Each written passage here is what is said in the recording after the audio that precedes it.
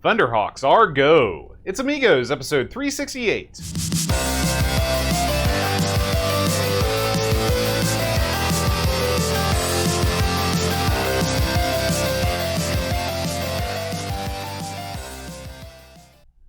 Hi everybody, welcome to Amigos. I'm John. And I'm Aaron. And today, Aaron, we're going to be talking about Thunderhawks. Thunderhawks, go! Right. Oh man, that would have been a good open That's a too. good one. Maybe That's the second low-hanging fruit. That's the short pack version of this right. episode. So, Aaron, when we talk about modes of transport, yeah. If you had to go from most comfortable to least comfortable, I'm talking about your common modes of transport. So I can't say like riding in the back of a three-legged mule, or right, like that. Right. Okay. What mode of transport are you most comfortable with? Well, I drive a lot, and I get sick of driving. Today is a good example. I drove all day. It's like Cyndi Lauper, and I would like to not drive. All right, so I would say I really like the time I was on the boat. That was pretty good. And anytime I get to be on like a nice air-conditioned train, which that's a rarity, mind you, but that's nice. So I would say those would be the best ones, I would say. You go ground transport over air transport. Oh, God, but it's too big a hassle. And even once you get on the airplane, then you're sitting there and you're going to go through the hassle on the way out. Mm-hmm. So I'm done with air. I'm done. I'm like Flack. I'm just going to get in my jacked up van and drive everywhere, which I don't have. Would you consider getting on a helicopter if the opportunity presented itself? I don't think so. I don't think I would. And the reason is... What's the twilight of your existence? Well, it's not... No, it's not with that. It's because, why take a chance? That's my thing. Mm-hmm. Why it's just like, would you jump out of an airplane? Would you get a hot air balloon? I mean, you could. So, I mean, you put that's where helicopter travel ranks with you. Sort of a death-defying Well, I mean, stunt. there's a level of, like, you got airplane. Okay. You got car, you got boat, you got bus, you got train, you got airplane. Okay, that's the next level up. And then you got hot air balloon and helicopter. I put those in the sort of the same. And then you've got like there's like a real weird carnival ride. Did you see that? Oh yeah, the one that like flew Mexico apart. Or whatever. Yeah. That could happen. It happens. You know? You hear about these? I wouldn't call that a mode of transport. Well, I'm saying, but I'm talking bungee jump. You're talking death-defying. That's right. Yeah. And then at the very tippity top would be like hang gliding, or those suits, the flying squirrel suits. Yeah. Like I see those guys. That just looks like madness to me. Parachuting. I watched a guy do base jumping. These are the guys that climb. They spend 5 hours climbing to the top of a cliff just so they can jump off. Yeah. And that looks every terrifying. Part of that sounds horrible. That looks terrifying. Yeah. Not to mention you're worn out from climbing to the top of this mountain.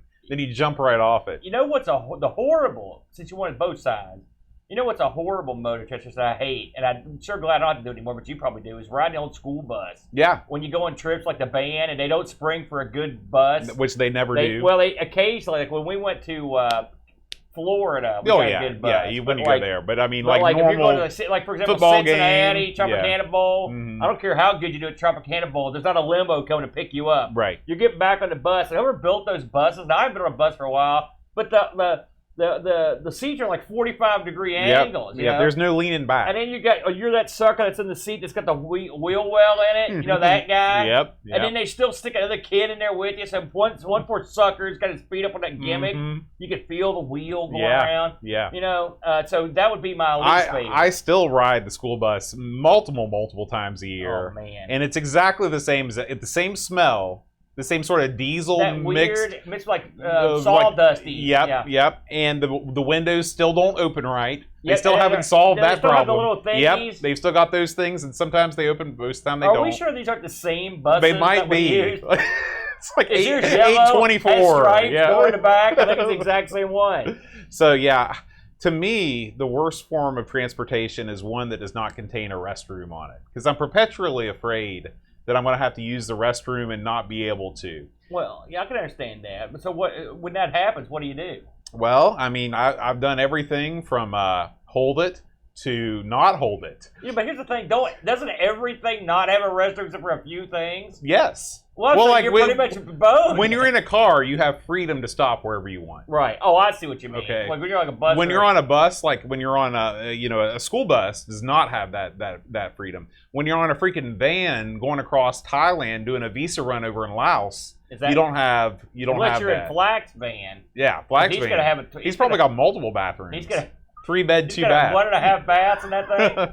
I'm just saying, you're right. And you remember my rant a couple of months ago about finding bathrooms on the road? Mm-hmm. You know, one thing you've got to remember, especially in this part of the country, the good Lord gave the world to you as a bathroom. You can go pretty much anywhere you want. That's true. More or less. You know, when you're, especially when you're a dude, you can just sort of... Now, have you ever considered buying the old trucker's friend? What? How much does she cost?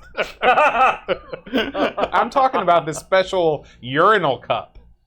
I didn't know they made a urinal cup. Oh yeah, absolutely. It's got a handle on it.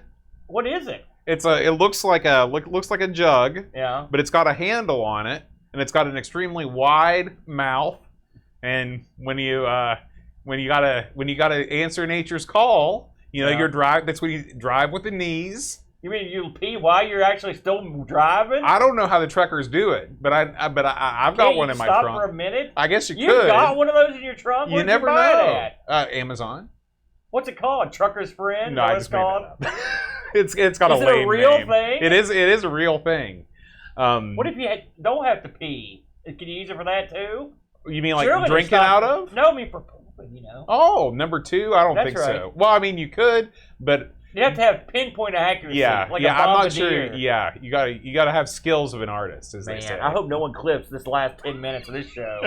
How do we get on this subject of I don't know. pooping in a jar? That's not good. Now let's talk about this week's game, the Poop in a Jar Simulator. I wonder how helicopter pilots take care of business. Oh, jeez. In their suit, I think. Yeah, I think that's like how they... Like diapers and astronauts. Oh, yeah. You always hear about all the great astronauts, Neil Armstrong, John Glenn, and here they are. They're American heroes, and they're crapping and peeing in their suit. Mm-hmm. I don't know if they crap in their suit. Do they have a guy that, do they have, a second that works on their outfit? You know, how do you take that off? Well, no, I think they've got the flap, like the pajamas. Where do you poop on the moon? Listen, what do you just... It's space junk. Wouldn't you, fill the suit? Wouldn't the vacuum of space kill you? If you you can't unzip a flap in the back of the suit if you're on the moon. I think there's an airlock back there. That's what I think. Man, we gotta get out of here. Amiga News, hit it. My God.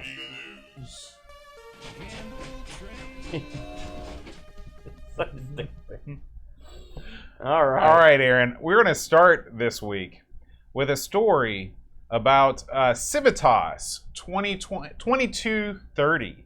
Okay. This is a board game and a video game. Yeah. Oh, that sounds familiar. That is built using the Commodore Amiga A1200. Oh, you're kidding me. Yeah. So this is a board game, and it's got, there's the trend these days with the board games is you have what's known as the companion app. Okay. Right? Yeah. And so the companion app gives you other options, like plays a soundtrack. Sometimes you can play little clips of videos and stuff like that. Yeah. It's supposed to give you a more immersive experience. Now, when you're playing a board game, how do you feel about having a companion app? Do you want to be looking at a screen while you're board gaming? So it's not obviously, I was way off. I was thinking something like the... You thought it was like the Trekker's Friend. I thought it was like Odyssey 2. The board game. And no. That is the integration. How far ahead of its time was that? Right. Except the Odyssey was the app, I guess. Yeah. Except the Odyssey was also playing the game. Yeah. So I guess the answer to this question is no, I don't like it. I want to have a board game. So if you're playing a board game, you don't want to mess around with technology. You just want to have the board game in front of you. If you're playing something like that Odyssey 2 game, that's awesome. But this, I don't know. This is something it would be okay to keep stats and stuff for more of the complicated stuff. Right. Yes. Yeah. Okay. Yes, okay. I'm okay with it. Or those tables. You see those tables they've got? Oh. Well, it's got the screen tables on there. Oh man, we could get one of those. We could if we were wealthy. Oh yeah. So this thing is on Kickstarter right now. You can pledge £50 and get yourself the solo player only edition of this game. Man, that's what? That's right. If you want to pledge 65 pounds or more, you get the Mercenary Pack, which I believe... Who named these? Does that come with an assassin? This also includes a prize entry for a Sony Walkman.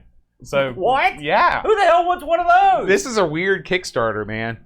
So anyway, if you're interested in board games that were created with the A1200, or if you just like board games with cool pixel art, check out Civitas 2230. It's got a cool pixel art look, don't you think? Now, let me ask you one question, because maybe you said this and I just wasn't paying attention. If I just want the game, right, for 2 players, right, me and you are going to play Civitas, right? We got our phones out, we're ready to go. What's that going to run me? Okay. Because I don't want the 1-player version for lonely geeks. Right. I want at least 2 or more people. How many people can play? It is sort of weird that, yeah. So I guess actually if you pledge 50 pounds, you're only getting the first game in the series. Okay. 50 pounds and you get... That's right. To get the base game, the new base game, 65 pounds, aka $75. I don't know. No, the pound's way down right now, so we might even get a better I'm going deal. off of what Kickstarter tells me. Maybe you're right. Yeah. Yeah, so that is 75. I mean, I used to think that was a lot for a board game, but if you go to a store these days, everything's $1 million. Oh, no, it's expensive, but then I walk out laughing.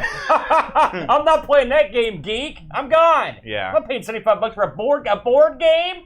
What's it made of? Solid gold? It's a lot of money. I'm out. Yeah. I'm out. No offense to Gravitas. I'm sorry, his name is Mr. Civitas. Really? No. Oh, okay, because that was a good angle. What's next? All right, Aaron. This next one here is a little story about Guitar Hero for the Amiga. Oh, ho, ho. Okay. Now, I'm going to come right out and say it. This is not a new story, Aaron. Oh. But it ran across my feed. I saw this guy's picture, and I thought, boy, this is a guy that looks like he likes to play on the Commodore Amiga. We actually played this one time on one of the Amiga-thons, remember? Mod Surfer, Aaron, is the name of the game. I don't recall this. Did we play this on the Amiga-thon? It was real late. Okay. It was during the Amiga-thon ports I like to call the angry phase. So you may not have it. And also, it was also lost in the eons of time. Right. I might have repressed those memories. Because I remember thinking to myself, how does this exist? Yeah. This is freaking awesome. Yeah. So this is based on a PC game called Audio Surf.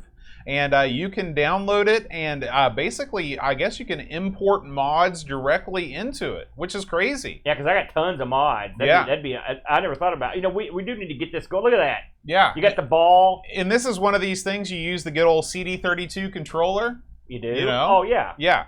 And I guess you could build your own. Well, you could play this with like the Mister, and then you could just hook up a guitar. Oh. You see? Yes. That is a future stream right there. Yeah. That's a future stream. And I've got guitars. I guarantee nobody's done that. I got guitars coming out the yin yang. So those guitars are just USB guitars? That's right. Yeah, that's you didn't know that? I had no idea. You played Rock Band. I've never plugged a Rock Band controller in. I've never owned Rock Band. I've just enjoyed it at others' houses. They've got a gimmick for the PC that's like basically like a free version of Rock Band. Mm-hmm. And you just hook your guitar up and play it. Oh, okay. Yeah. So, let's plan on doing some Mod Surfer at some point in the future. All right, sounds good to me, dude. I like that. That'd be fun. All right. Plus, they won't kick us off the net for pirating and music. That's true. The mods are in the public domain. Yeah, everybody knows that. Guess what, Aaron? Chris Edwards is back, and he's serious. You know why I know he's serious? Because he's wearing the lab coat and the special lab glasses. Yeah. What's the technical term for those lab glasses? Geek glasses. Geek glasses. You know? Have you ever owned a pair of those? No. Are you kidding me? I'm not that bad at all. No. Not you. So Chris Edwards is embarked upon another mission.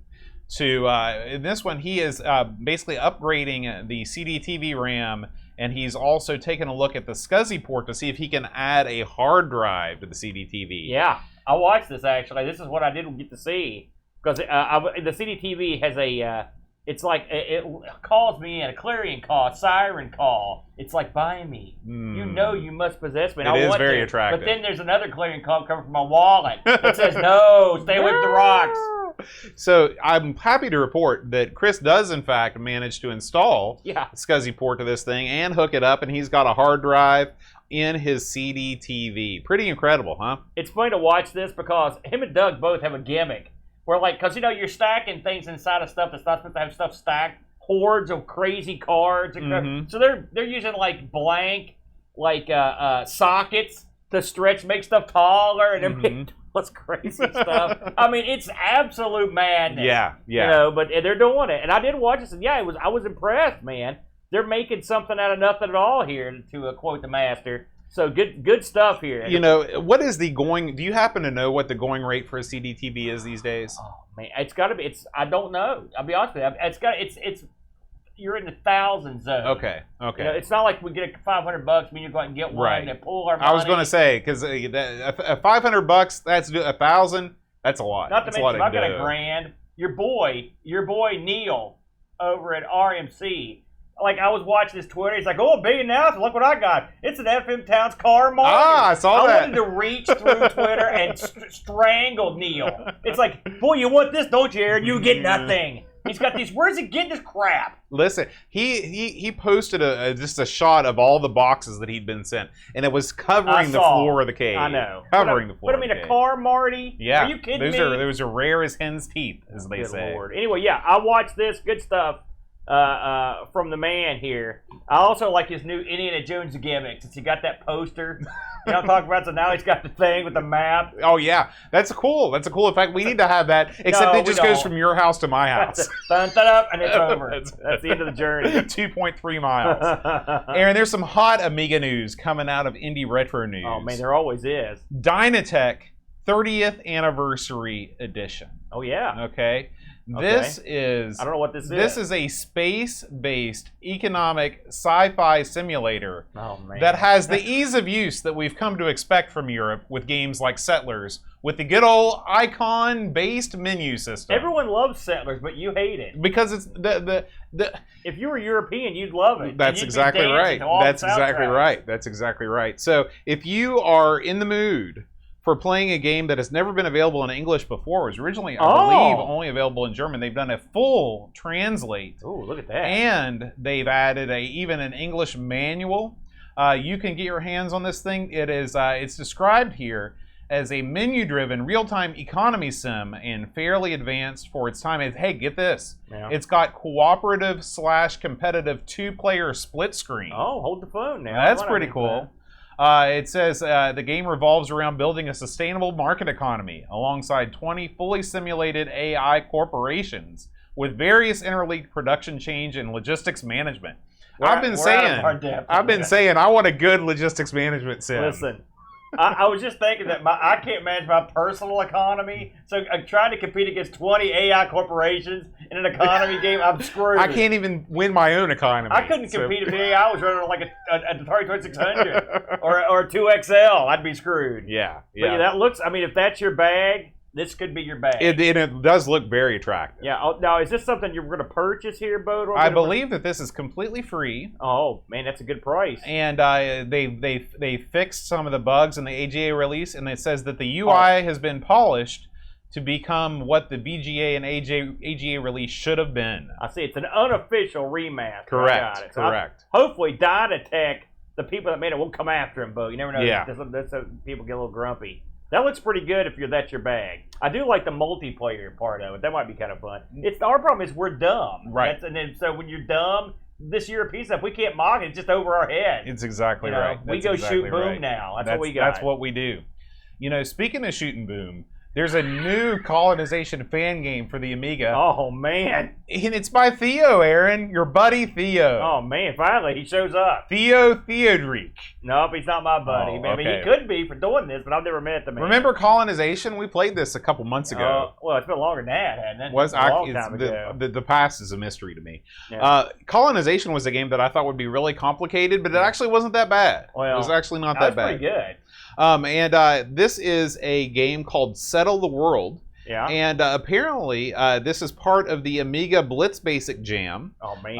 Another one of these. And it takes the sort of the shell of colonization, or it borrows heavily from it, and makes it, his own, as it were. There's not a whole lot written about what makes this different. And I have not had a chance to check it out. But it doesn't look anything like what we played. I can tell you that. But if you are a fan of colonization, then I would love to hear your input on whether this game lives up to the predecessor. You're in for something. I'm looking down this list. I'm like, this is all GUI stuff. And then I look, and there's 6 parts. They're all menus and GUI.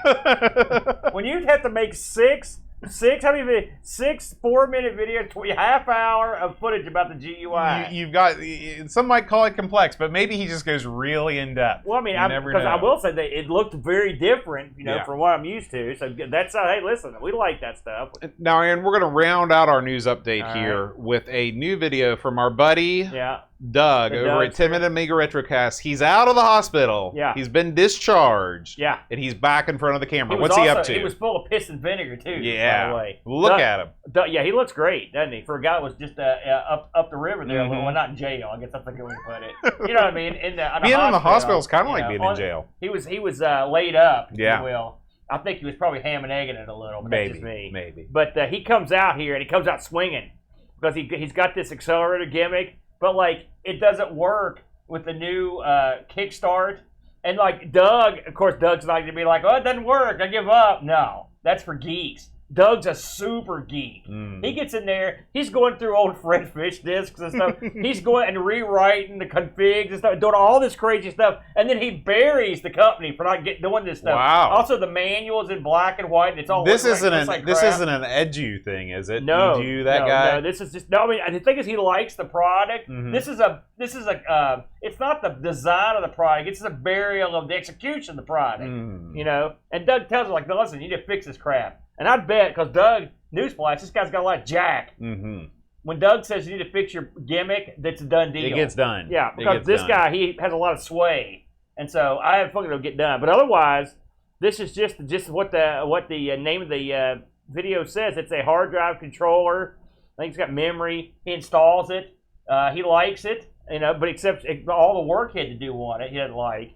But yeah, this is good. It was good to see Doug back in the batter's box. I should mention, I was speaking of Doug, I was listening to the new Pixel Gate. And by the way, if you are a subscriber to our what is it? What's the name of our audio channel? Whatever it is, the Amigos channel. Oh, the network feed. That's right.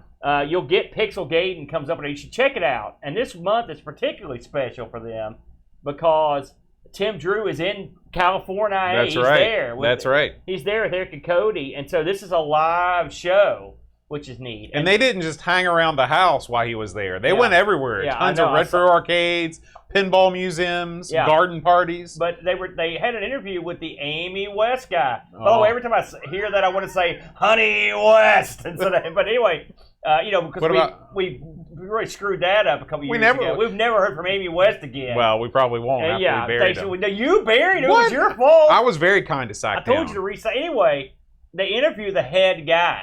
Okay, Tim Jensen, and Don't Record Me Man. And no, not him. No, but that's not. No, you got every part of that you got wrong. Oh, that was RJ Michaels is the guy that went recording. No, it's not. That's what they said on the show today. It's the new tech guy. That's the guy. Well, whoever it was, he didn't want recorded. They explained why. It doesn't matter. RJ Michaels is gonna be there. But anyway, the reason I bring all this up is because Tin Mark himself, Doug, fresh out hospital, is still gonna be driving over to Amy West. It's a 10-hour drive for him. I know. Are you kidding me? And the thing is, knowing him, he's got Amigas driving the car like a Tesla. He's in the back seat. I wouldn't do that, Doug, by the way. The guru air will get you killed there. But he's going to be speaking at this thing. It's a big deal. I wonder if he'll be at the banquet. I'm always curious. They mention the banquet a lot in Sacktown. Listen, what do you think the banquet at Boat Fest is going to be like? Well, we had that, whatever that was. That was when that soccer team had leftover Italian food. No, I'm talking about that the night before Boat Fest started, Oh yeah, I guess that was a banquet. That was sort of like a little banquet. It was good eating. Somebody picked up the check for that. That was Frank. Who else do you think is going to do? That was great. But look at that, Doug. Doug mentions he's representing Frank for RetroRewind. Fantastic! Outstanding, Doug. Our good buddy. We'll talk about him in a second. But anyway, I'm just putting over Amy West. It's in October. They moved it back. Good move because it's 1,000 degrees in California. Good move. This looks like this is going to be a big deal this year because they had a couple COVID years and it's I didn't realize this thing had been going for like 25 years. Yeah, that'd be forever. 98, forever. And he said this. The guy the interview was like, listen, he goes, I'm not really into the Amiga classic stuff or Amiga retro. He's into the same stuff Level Lord's into, the 5000 X the or whatever. new generation Amiga. Yeah, so it's like the new power generation.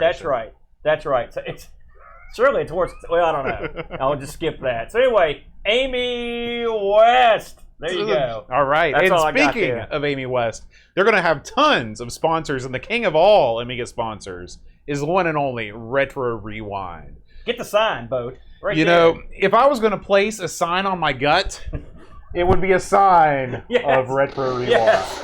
Just like the Brit. So, you know, Retro Rewind is a one-stop shop. It doesn't matter if you need a new version of Amiga OS. Nah. It doesn't matter if you need some caps to recap your board. It doesn't even matter if you want some sort of a flash storage solution because you're tired of finally messing around with these discs for years and years. You want to throw That's that all grease over weasel across the room. Listen, you're going to make Paco cry when you say stuff like that. What you want to do is you want to head over to RetroRewind.ca and fill your cart. Oh, I am? I'm sorry. This is why you can't use gut sign. Oh, no. I screwed it up with my gut sign. What you want to do is you want to head over to RetroRewind.ca and fill your cart with lots of Commodore Amiga goodies. Diagnostic carts, wiring harnesses, IDE crap, all that stuff. And then send all your machines to Frank, and then you'll do the old swap-a-rooney. He'll send you a bunch of parts, you send him your machine, and then it's like that thing where you got the goat and the wolf, and you got to get them across the river, but the goat's going to eat the wolf. It's one of those situations. So at that point, that's when you use the promo code Amigos10. At checkout, the situation's resolved, you save some money, and you give a guy that really cares about the Commodore community your respect, your honor, and your money. Are we helping survive the goat? Oh, you lost me on that part. Well, see, there's a wolf, there's a goat, and there's a human. And the wolf is going to eat the goat if you leave them alone together. Is this some kind of puzzle? Yeah. Yeah, this is no good. Well, no. Is there a phone component to everybody already got it. You're the only one that didn't get it. Yeah, it's too hard for me. But I do like Frank. Bam, by the way, he also does Coco stuff. It's awesome. We love you, Frank. We love you. Thank you. Aaron. Yeah. Let's talk about the game.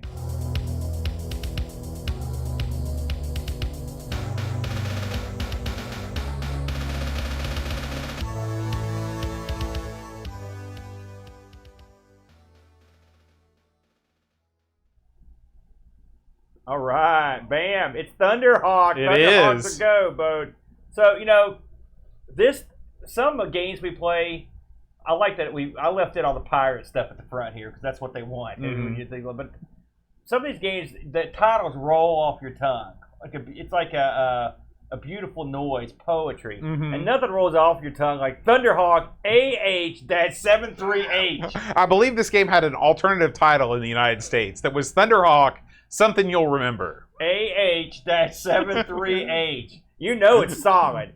Especially for a mythical Thunderhawk. I don't think this thing's a real jet. I don't think so. Well, I don't think it's a jet at all. Whatever it is. Spaceship, low orbit, whatever the heck it is. It's a jet. It's a helicopter, but it's got jets.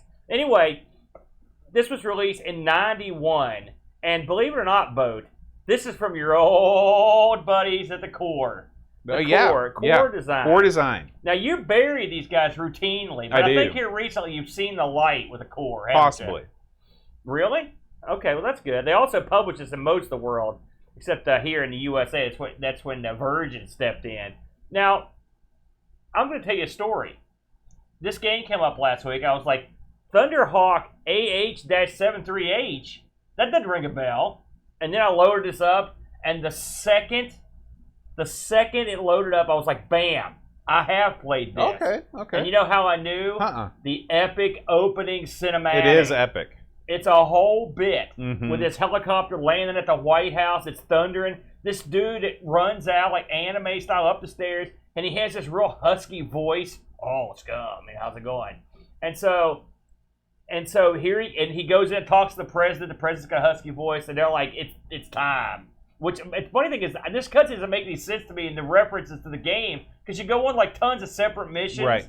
So, is the whole world going to crap, and they waited till the last minute? Okay, now we're gonna knock everything out in a week. Just boom, boom, boom, boom, boom. What did you think of this eye-catching opening cinematic, Bo? Well, we play Amiga games a lot. We do. And if there's one thing, sometimes I'm a trifle hard on the old Amiga. Yeah. But if there's one thing the Amiga does well, is deliver a good kick-butt intro sequence. Yeah. So when I saw this, I was impressed, but it didn't exactly make me believe that the game was going to be any good. Yeah, well, I mean, still, I like it because sometimes the openings are kind of they don't age well or whatever. This still looks great. And it looks great. This one's also sort of artistically. There's some license. It's not just some generic. I mean, this guy's face. They're butt ugly. The guy's weird. Well, looking. yeah, but that's what real politicians look like. Well, that's true. That's what they look like in their soul. Right.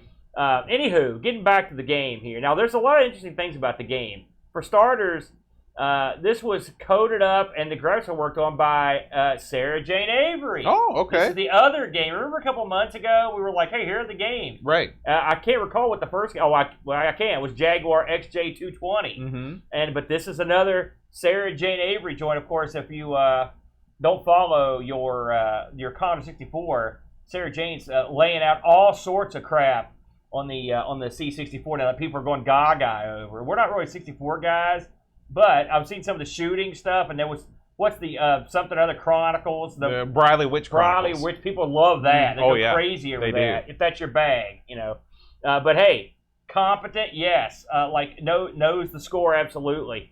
Also working on this was a coder named Rob Toon, who worked on Carve Up. Remember that I just played that a couple weeks ago. He also worked on Rick Dangerous. And then a couple other guys worked on the graphics. Jason G. and Mark Price, they both worked on Jaguar XJ220. So you got a lot of the XJ220 guys in this game, although, Roy, there's no resemblance. Again, what's a core design joint. And the music was done by Martin Walker. This guy's done so much stuff, but we've crossed paths with him on D-Generation, which I thought had pretty good graphics. Yeah, that game was sort of garbage. No, it wasn't. Oh, no, that was real good. That's the game where you see the guy's face the whole time. No, that's not that one, is it? Is that not what that is? Not, you're thinking of something else. Or is D-Generation the isometric game? That's the okay, that game is one. good. Yeah, I take it back. Yeah, take it back. And Dragon Breed, which I know Doug's a big fan of Dragon Breed. ECS, OCS joint. This thing got converted. We're going to talk about these conversions here, but just to name off where it went. Apparently, from what I can read, this started on the Amiga. All right, just get that out of the way. You had an ST release, a DOS, and then you had a DOS versions for the Tandy 16 color, that shtick. And you also had, now this is a tough call here, a Sega CD/Mega CD version. Now I looked at the Sega CD/Mega CD version. I saw it didn't look anywhere near the same to me. So you think it's a completely different game? Well, I mean, because there was some controversy about that. I didn't play it, and so until I sat down and play it, I don't know for sure. But just on a cursory glance, it didn't. And I will say that of all the versions of this, the Sega CD version, it's far and away the most praised, about like a landslide. In fact, some people consider that the best CD release for the Genesis, full stop. Really? But yeah. I mean, it is straight up. I couldn't believe how much people loved it. Reviews, great, the whole 9 yards. Very popular. So, with all that out of the way, here we are with another simulator. What does Thunderhawk bring to the table here, Bo? I grabbed the bullet points. This kind of summarizes what you're getting here. So it says, Thunderhawk soars. You see what they did here? Thunderhawk soars above the rest with these features.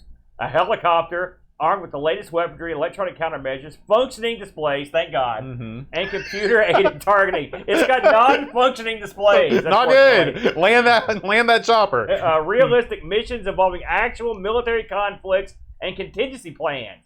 A true interactive world, in quotes, outside your cockpit with other locations and characters that respond to your actions. And lastly, campaign scenarios with a multitude of missions. And there you go.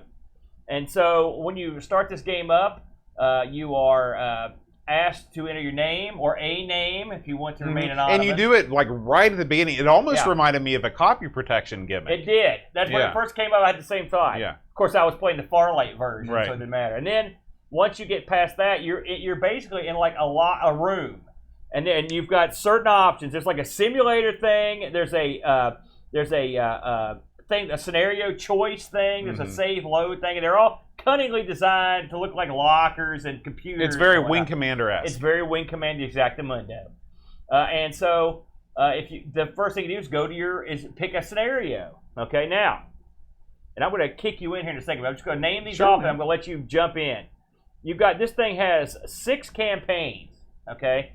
And each campaign is based in a different area. You've got, and they're at different difficulties, okay? You've got campaign 1, Europe, 2, South America, 3, Central America, 4, Middle East, 5, Southeast Asia, and 6 in Alaska, north to Alaska. Going on the Russia zone. The first one I did right away was Central America because it was the easiest one. That's the one I picked first. I don't know what you ended up picking. I did. I went with the easiest first. Okay, so with all that said, Bo, this game comes up. It's got the cool opening. It's got the interface comes up. Then you go to your briefings. You take it from there. What did you think of all this? And what did you think of the opening before the actual game begins? So, like I said, I watched the opening. Yeah. Because, I mean, what else am I going to do? You got to, right? And then I was like, all right, I'm ready to see what this thing has. Wait a minute. Okay. You watched the opening? Yeah. Because I don't think you could skip the opening, can you? No. So that's why you watched it? Yeah. Okay, because normal, you just skipped right past it. That's what caught me. I'm hitting all the buttons on my controller. I'm bashing on the... Go ahead. So, you get in, and you're in the room, and then I'm like, okay. So, the first thing you notice is that you've got the simulator, because you don't always get that in these sorts of games. And the simulator is cool. It lets you fly around, it lets you blow up targets, and it says without the fear of death, you know, because obviously when you get it for real, you die or whatever. Yeah. So, I went in the simulator. I flew around for a while. It was fine. Then I went to the brief. You're sort of railroaded into doing these things in the correct order. So because one door says no injury. Right, right. You go into the briefing room, or no, I'm sorry. You go into the war room first, and that's where you see the big map of the world. Yeah. Okay. And as you said, it's like the powers that be have waited until everything is just spiraling out of control to act. All sorts of problems. Yeah. And so that's where you choose your mission. Now, this is where I first ran into a problem. Really? Because they don't make it super clear where to click to accept the mission.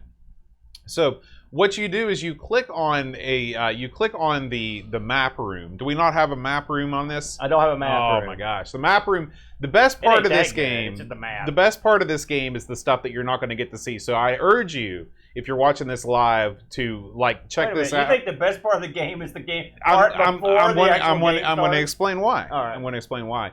So picture in your mind, you're in a war room. Okay, you click on a country, and then all of a sudden the printer goes wild. It's got the tractor feed paper, and it starts spitting out like this. It does do that. Okay, and so then you click on the paper to accept the mission.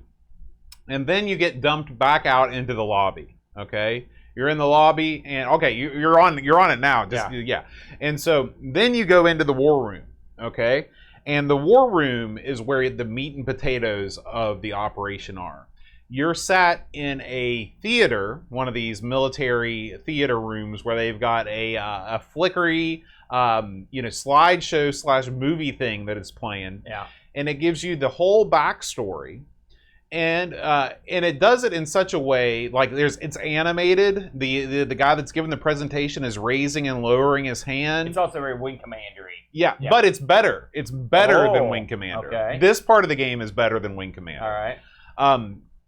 It takes you through the slides. It shows you, and it's some pictures are in black and white, some pictures are in color. There's things that are circled. It looks ultra realistic. It looks like, of course, I've never been in a real war room, but in my mind, it looks like I'd be like the guy in the Kubrick movie. It's like Gomer Pyle. And so, but anyway, then this is the part that's really awesome. Is then it shows you, it cuts away, and a guy talks to you a little bit more, and then it shows like the second part. And it shows you like this flickery film strip version of the 3-dimensional targets that you need to destroy. Yeah. So it's actually showing you the things in 3D on a movie, within a movie screen, within the game, the things that you have to destroy. And to me, this just floored me because I've never seen that kind of attention to detail before. Normally, when you play one of these games, you get in the menu screen, and the menus or the briefing screen is just a wall of text, and then it says click to continue, and then you're in. This game has really turned me around on Core, because Core did it right this time. This is what it took? This is what it took. Okay. This is the first Core game. No, I take it back, because Jaguar is good too. Yeah, you actually put over a couple Core games now. But I mean, this is on the upper echelon of Core design games, solely due to the fact the pre-mission briefing is so comprehensive, and it really makes you feel like you're prepared to take on the challenge. And that's the feeling you want to have before you get into your helicopter. Seems like Desert Strike or Jungle Strike had that very similar setup. It was similar, but it wasn't. It didn't have the full motion video of the targets. It didn't have all the animation from the guys. It just all the games do this. This game does it best. It's pretty good. I agree with that. So you were sold before the actual fighting began. You were ready. I was mostly sold. You were ready to kill. So once you, of course, by this point you've picked your theater war. You've been briefed, and now it's time to kit out your plane, or I keep calling it a plane, your helicopter. And the helicopter, now I'll tell you what I did, because if you get the manual out, you can have a list of what all the weapons do. This is what I'm talking about. If you're watching the video version now, this is the 3D versions of the enemies. But anyways, what I did was just hit auto because I didn't know any better. But so one thing we complain about in these games. They need a feature that just does it for you. This one has a feature. This one does it for you. And the cool thing about it is that once you go into the theater war and you play a couple missions, you can decide. Like I had a couple favorite weapons, and then I was able to go in. But just having that auto and removing that choice right off the bat made this game so much more pleasant. Anything that was a heat seeker, I was on board. Unfortunately, you can't pack nothing but those. Yeah. If you could, I would have been on board. So once you, there's a cool picture you're playing, or your helicopter. What is wrong with me mentally tonight? My brain's goo. Then it could just go to the game, but it shows your copters spinning up. Yeah. So they got all this part. I was like, yeah, this is good. This is all good. But I was like, why can't I remember this game? Well, it occurred to me the second I started the game. I don't like the game. That's why I don't remember it. And the main reason I don't like it is they went with what I would call a unique control system, depending on what you did. I used the mouse, and I hated using the mouse. I hated it. Let me repeat this. I hated it. I couldn't control my chopper or the crap with the mouse. Now the manual talks about the joystick controls, but I could never get my joysticks to do jack squat. Joystick controls are only supported on the PC version.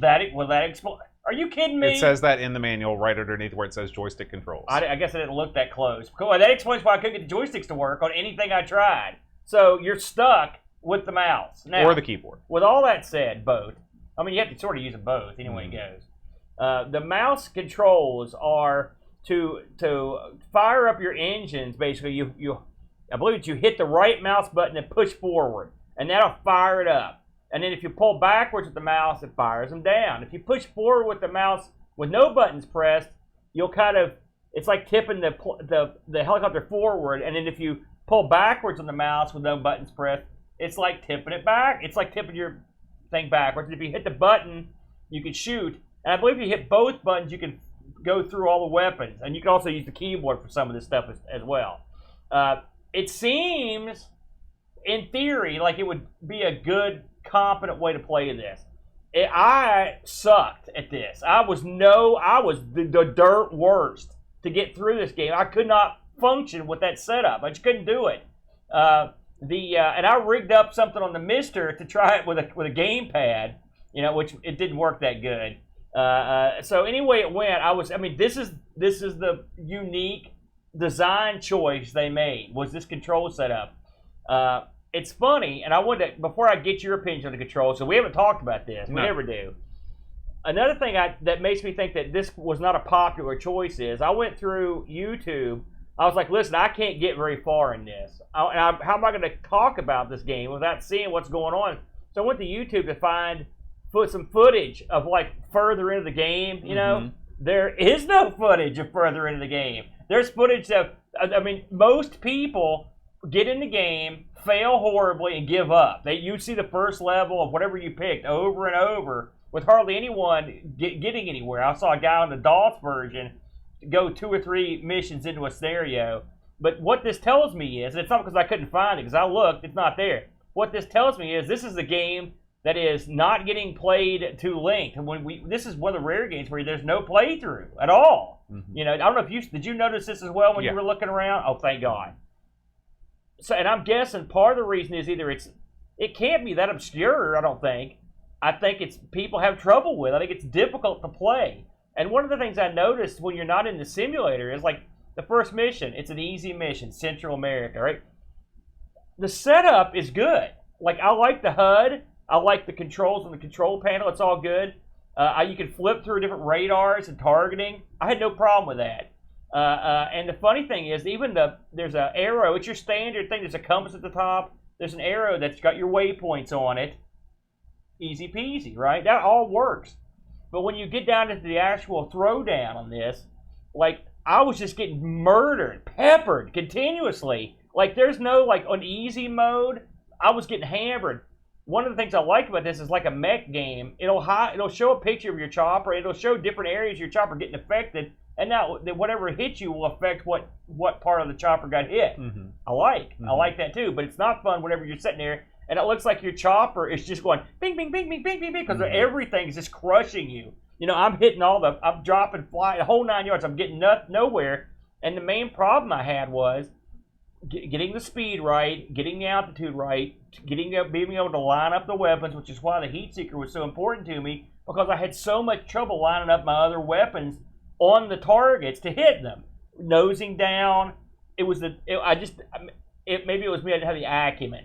With all that said, what did you think of the controls and all that sort of thing, like I just spoke on? I tend to like mouse-based control setups. Yeah, me too. I think, and I don't think that I had the trouble that you did, because I really made a thorough study of this manual. They tell you over and over again that you have to attack this game in a way that almost doesn't even seem like you're playing a game. You have to fly slow, you have to fly low. And if you don't do those things, then you're going to get destroyed. Because when you're flying high, that's triggering the radar system that makes the bogeys come in. So if you get above a certain altitude and you stay there, it's over. And if I didn't read that in the manual, I would have never known. I read that. I've got the manual. I looked through it. I missed the joystick, I'll grant you, but I looked through the bulk of it, and I did lower, and I did get less ground attack. The problem I had though was crashing, which I did a lot. Well, yes. And then hitting stuff, I did that a lot. And also, just the ability to control my vehicle made it difficult for me to drive that low. You know, it's interesting that you compare this to like a mech game, because I think in a lot of ways, a helicopter simulator, it has a lot more in common with a mech game than a flight simulator. Because you're not constantly in movement, and you're dealing with actually flying behind terrain and using it to hide and things like that. So this game, I'm not saying that I was great at this game, because I wasn't. Yeah. But I felt like I had an okay grasp of the controls. I do think that this is another one of these games where playing with an Amiga mouse that is, just by its very nature, less sensitive than a modern laser-based mouse is going to be to your advantage, because it is very touchy, especially when you're flying at low altitudes. One thing I was never able to do was figure out how to line my gun sights up with anything with any sort of regularity. Yeah. I played this game just like you did as far as the weapon choice. I used heat seekers, I used homing devices whenever I could. And when I ran out of those, I was screwed. Yeah. How did you get past the missions? Here's the thing. I played the Central America mission probably 3 or 4 times to completion. I could not figure out how to trigger the end of the mission. You have to fly back. Okay, well, I tried flying back, but right. I mean, do you have to land back on the H? You have to land, yeah. Okay, because I did that. I landed. I didn't land on the H. By the way, I saw. And I couldn't find. Okay, and in the videos that I saw, because I tried to find some videos just because I knew I was missing something. So I feel like I got good enough to where I could blow everything up. Yeah. And I could land. I mean, landing in this game is not hard, because all you're doing is you reduce your throttle at a slow enough speed that you eventually just touch down. You don't have a choice. Now, what was hard was landing. Now, there is a mode where you can open it up and you can look down underneath. They call it bomber mode. Yeah. It's got multiple angles. Yeah. Right. But I was never able to land back on the pad thing, and maybe that's what I was missing. This game offers a wide variety of missions, but when it comes down to it, it is a lot like Jungle Strike or Urban Strike in 3D, where you're basically, you're a helicopter that's got lots of guns. You're going to be blowing stuff up. Yeah, and I would have liked this to be more like Afterburner or something. I wish the controls. There's a lot to like here. I'm not here to bury this thing. And in fact, if I hadn't remembered this game from back in the day and remembered the problems I had then, I would be a lot more leery of talking about it in a bad way controllers, because I played it with the Mister, and I didn't even try to play this on my actual Amiga because I knew the mouse was going to be no good. So I tried the Mister, I tried it on Amiga Forever, right? They both played fine, but you're right. I turned the sensitivity, I messed with the sensitivity on the mouse a little bit, but I remember this being a pain in my butt on the original Amiga with the original mouse when the mouse was less crappy back in the old days.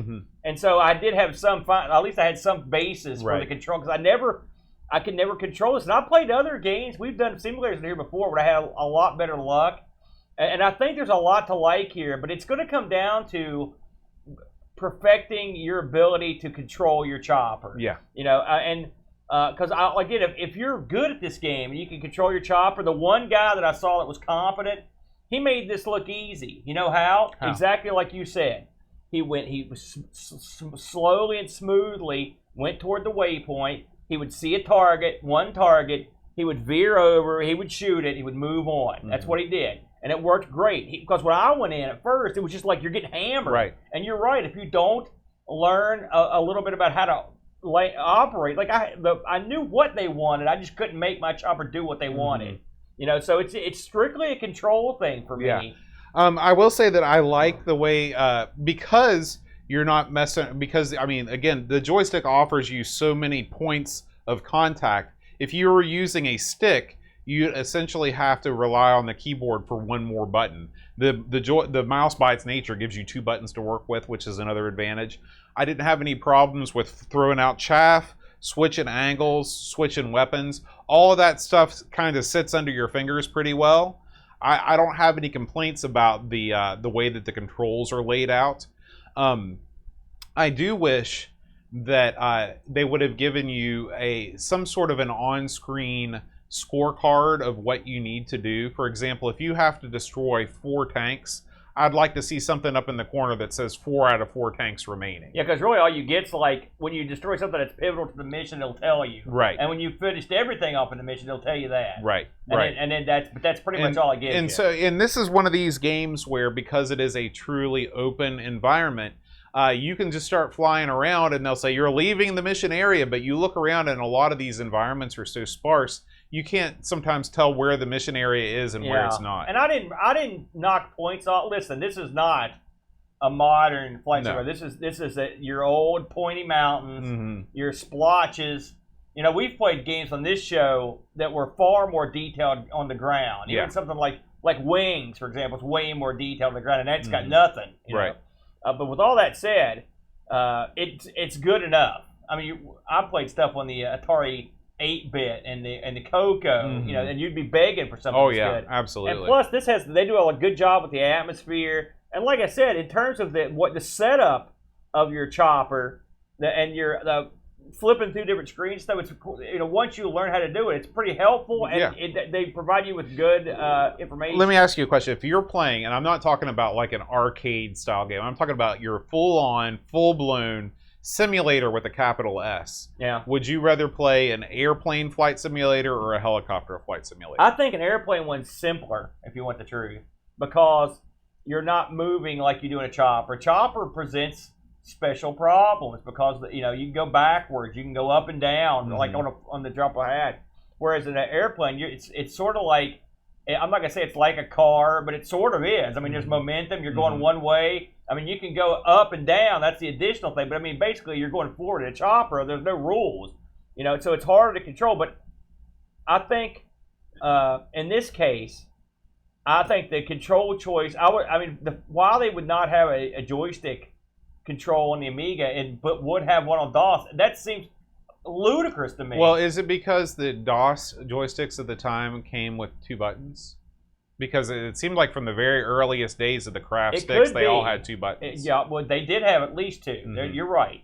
And I suppose that's part of it. But I mean, listen, there are plenty of Amiga games that will let you grab hold of the keyboard. Sure. And I wonder, I'll jump to it now. I looked these up on eBay. This game's not very expensive, which I was kind of surprised, because It's pretty nice. Mm-hmm. And I wonder if this thing came with like a keyboard overlay or anything, Maybe so. Which would have probably went a long way. Mm-hmm. Having looked at the manual, I mean, when you look at these manuals, I looked at one on Lemon that was typed in, so I don't know if you looked at one that was digitized. I saw the digitized. Yeah, so I mean, I don't know how good the manual is, but I had enough information. It tells you about the things you're shooting at and the and what your armaments are, you know. But much like yourself, the armaments didn't come into play too much for me because I wasn't good enough to control anything but the heat seekers. We did have a look at this. We mentioned it a couple times that this came out on several systems. I had a look at the DOS version here, and I would say in a lot of ways I think the Amiga version's better. Certainly the sound is better, but you know, they're close. I mean, it's not like they reinvented the wheel on the DOS side, you know, but the DOS side did come out later than the Amiga version, so I would wager they probably tightened it up a little bit. I watched a guy play the DOS version, and the DOS version looked pretty good. I mean, it looked like it was moving pretty well. Of course, also with DOS, you never know exactly what machine you're looking at when somebody plays. Boy, that screen looks a lot better. Well, that's a loading screen. That's what you do. I'm just saying. But I think you could probably. I mean, I don't know why you'd go away from the Amiga unless you want to play with a DOS joystick. It might be interesting. You know, something else. It could be an analog thing. Maybe that's why they supported it. I bet that's it. That's it. Maybe that's what it was, Boat. So, you know, you got me to thinking when it comes to the Mech Warrior comparison on this. I mean, I think you're dead on there. This is quite a bit like driving a mech around. Me and the TSI guys have been playing a little Mech Warrior on Saturdays every once in a while, and that is sort of what it reminded me of. But the thought of driving a mech with just a mouse, that would be tough. I would much rather have shortcuts and whatnot. So yeah, that's where I'm going to fall on this. While you're getting the Patreon, or while you're getting up the Discord stuff, I did have a look at this on Lemon to see how it scored, Boat, and it scored very, very well. Mm-hmm. The people at Lemon gave it an 8.41. That's real high on Lemon. Yeah. And the reviews for this were real good. Your Amiga Action gave it a 92, Amiga Computing 90, Amiga Format 90. Even Amiga Joker gave this an 86. And Amiga Power gave it an 86. So you've got high marks across the board. This scored a blanket 90, which that's amongst the best reviewed things we've ever seen on the show. Yeah. So clearly other people have gotten hold of the mouse control is better than myself, but you know, it's a caveat. Well, if I was reviewing this game, I'd have a real hard time knocking its controls because it's a control system that takes a bit to come to grips with, just like newsflash, flying a real helicopter. Yeah. You know, so if you're in the simulation business, I would be loath to sort of bury this game's control scheme unless I was real confident in my simulator knowledge that this was not really doing it. You know, a couple of little tidbits before we get to the Discord. There's no Discord reviews this week. Oh, no one gave this a shot? Yeah, that's why I haven't taken that. Yeah. I can understand that. So get this. I was nosing around. Think about this. We're talking about the controls. We talked about this thing came out for the ST. It came out for the Amiga. So Atari was like, we got to get some action here. And they had a Jaguar CD port of this playing. I can see that. Can you imagine controlling this with the Jag controller? Listen, you got all those buttons for all your different weapons. Buttons, but holy smokes. They also did a remake of this for the DOS machines in '96. Oh, okay. So there's a better version out there, and that might be to the interest of some people. Yeah. So I think that's all we've got on that. It's I would say a decent game. I'm surprised that no one gave this a whirl. I really am. I am a too. lot of people like simulators. Yeah. You know, and so and like I said, I don't want to sound like the jerk, but I didn't have fun with this one, and and you had some of the same problem. But I think I had more fun with it than you did. Yeah. This game is more up my alley. I like the Mech Warrior games too. Funnily enough, my least favorite part of the Mech Warrior games are the parts where you're blowing stuff up. I enjoy just the piloting of the mech, coming to grips with the controls and moving around the train. So you need to play like Microsoft Flight Simulator with a helicopter. Right. That's what I want. When's that coming out for the Amiga? On the Scorpion engine. There you go, folks. All right. Well, Aaron, it's time to see what's been going on the old YouTube channels. We've released a couple things here, Boaster. Of course, not to go into it, but Boat and his crew. What's the name of this band that released the song? June Bugs? The June Bugs. They've got their little video out from last week. If you care to have a look at it, I like that one actually. It was pretty good, especially the remake. Now, speaking of burials, all right, let's talk about this week's offering on the Atari ST show, Boat. It's Rock and Roll Clams. Yeah. What do you remember about this particular item? This is a real this is something, all right. Rock and Roll Clams. Yeah. You know, you take sort of a lukewarm game concept and you pair it with an absolutely horrible backstory. Yeah.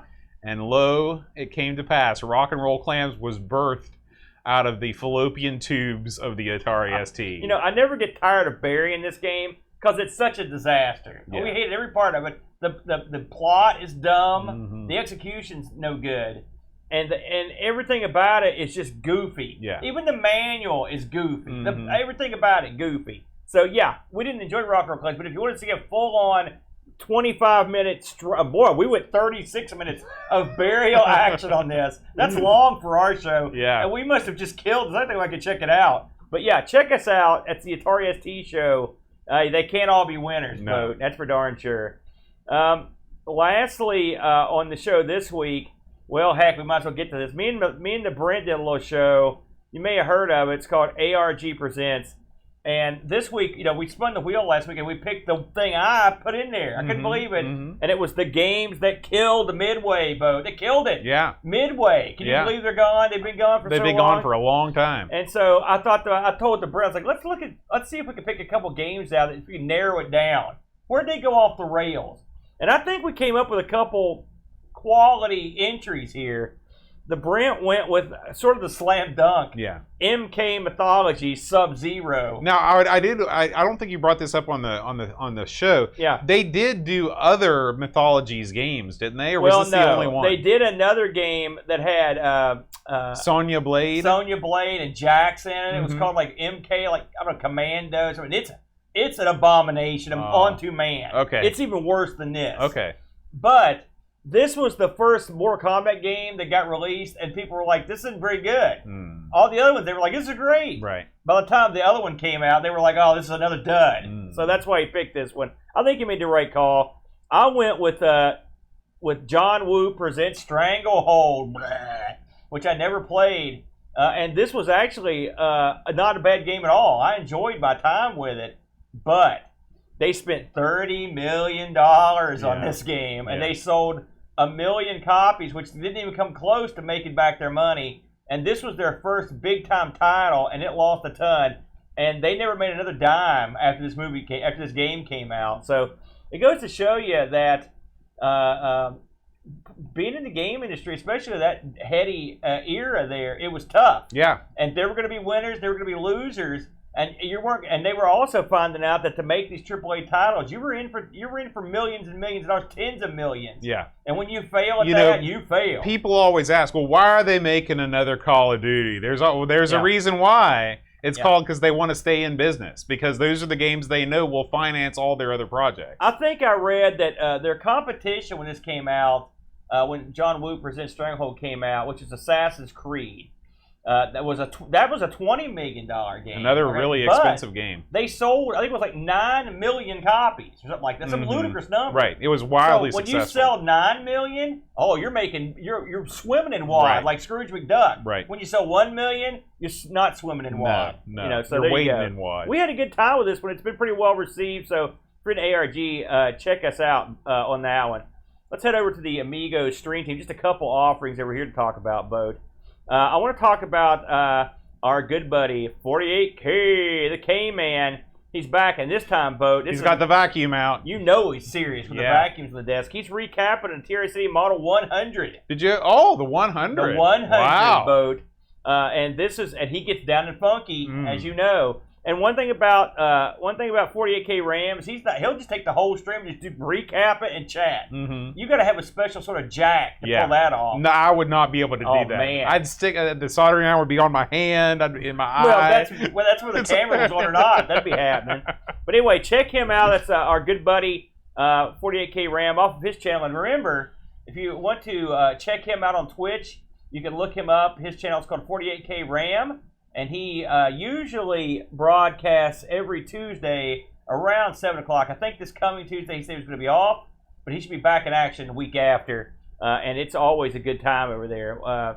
We also want to touch on the Sprite Castle this week. I actually caught some of this. I didn't catch it all, but it was near and dear to my heart, Boat.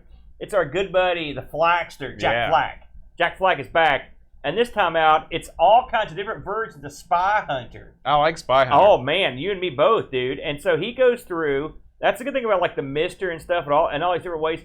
He goes through and plays C64. He plays Atari Coleco. The Coleco version off the charts. The NES version he plays. He plays a whole bunch of them.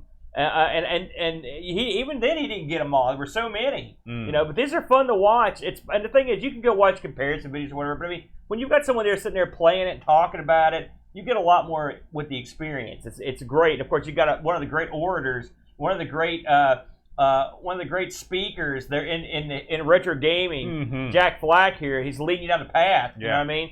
If you want to catch his show, just go over to Twitch. Please, and favorite Rob O'Hara, all one word. He does his streams every Wednesday about 8 o'clock p.m. Eastern Standard Time. So it's definitely worth checking out. And Boat, I believe this week, that is all we've got, my friend. All right. Well, it's time to talk about last week's Patreon Song Challenge. Last week, we did the Beatles' I Feel Fine. You know, I always heard growing up that was the first instance of distortion on a pop record. If you remember, the beginning of that song has that wow. Yeah. I don't know if that's true or not, but that's what I always heard. I'm going to say yes, because it's the Beatles. That's right. So, Flack. Speaking of Flack, he was #1 with a bullet. He with also the correct knows a little answer. bit of music. He knows a little bit about the old music. Edvin Helland also got it correct. Jacob probably told him. He knows. Ball burial. Mitsuyama also got it correct. So, congratulations to all 3 of you for winning the Patreon Song Challenge. Well done. If you would like to enter this week's Patreon song, I'm so used to looking at the camera over here that I'm looking over here. If you'd like to enter this week's Patreon Song Challenge, you can by sending me an email at john@amigospodcast.com. I will now choose the winner on next week's game. If you're watching the show live on the Twitch chat, please don't write your answer in the chat. Make it fun for everyone and send me an email with your correct answer. Here we go.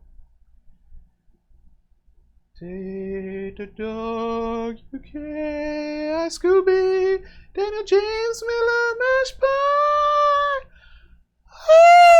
Woo!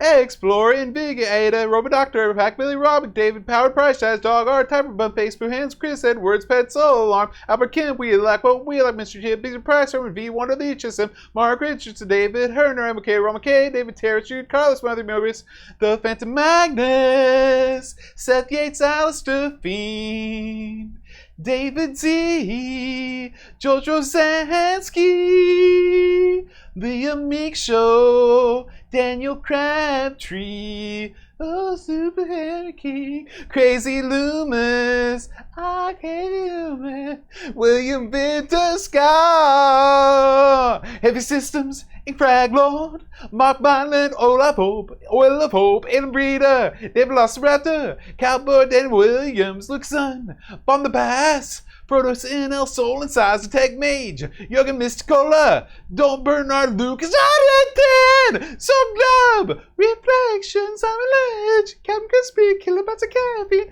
Gary Heather, Free Lunch, Kate Fox, David Pickford, Cameron Armstrong, Andy Jones, Lobster Minator, 10 Minute Amiga Retrocast, Bernard Quinn, RMC Tribute, Joseph, Carolina, Rob O'Hara, Matthew Larimore, Andy Craig, Sean So, Bogbit Roland Burke, Andrew Monks, Joe the Zombie, Lev Kalan, Al-Kebab, Check Coates, Level Lord, John Marshall, Matthew Perron, Creepy Dead Boy, Thoslo Norris, Stefan Sorgard Morton, Edmund Helland, Christopher Hassel, Chris Folzo, Regiroux, Graham Bebke, Adam Battersby, O'Brien's Retro and Vintage, Gary Hucker, Paul Harrington, Duncan Styles Tapes from the Crypt, Josh Nat and Bradley, Jonas Rollo, THT, Eric Nelson, Daniel Bingston, Darren Coles, Jason Warnes, Pix Don, and Kjolbjorn Barm. What is this? You're like that sign language guy that they had down was Africa or whatever. Remember? Yeah. The guy that didn't actually know sign language. That's what you look like. Well, that's the visual element. That's what they boy. say. I'll tell you what, it matched up quite well with the audio. That's for sure. All right. So if you know that, John at AmigosPodcast.com. If you'd like to be part of the Patreon song, hey, head on over to Patreon.com/AmigosPodcast. You get all kinds of benefits. You get to be part of the Patreon song. That's how you're going to build it? That's right. You get to be part of that? You get to be part of that. You get to be part of the Amigos Stellar Discord server, where only the best and the brightest gather. And, of course, you get one of those sweet, sweet magnets at the end of the year. So, complete your collection. Patreon.com/AmigosPodcast. Aaron, what are we playing? Oh, I almost forgot. We can't go any further. You know, speaking of the Twitch chat was very active during the song. I don't actually see what is scrolling by. I can only assume it was mountains of compliments. No, it's because they were writhing in their seats and their hands were hitting the keyboard involuntarily. Oh, God! We also have some fine folks that join us every Friday night around 5 o'clock to watch us live on Twitch. Some of them even subscribe to us on Twitch, and they include the following: Texas Foosballer, Petzel, KZ9 Zap, Edvin Helland, Harlod, Amy Steph, Negsol, Buck Owens, Happy Coding ZX, Steve Burtz, Paco Take, Pints and Amiga, Super Tech Boy, Oil of Hope, Jigglebox, Brock 101, Tin Foil, Blue Train, Still Adolescing, Real Retro Dude, Duh Project, Spinny 108, Lumen 808, Eeyore 4077, Holy Guacamole, Mr. Rocket, Retro Jerry, HSEI Ken, Amiga Live, Tin Mark, Mitsuyama, Christian Russell, Dave, 7G1000,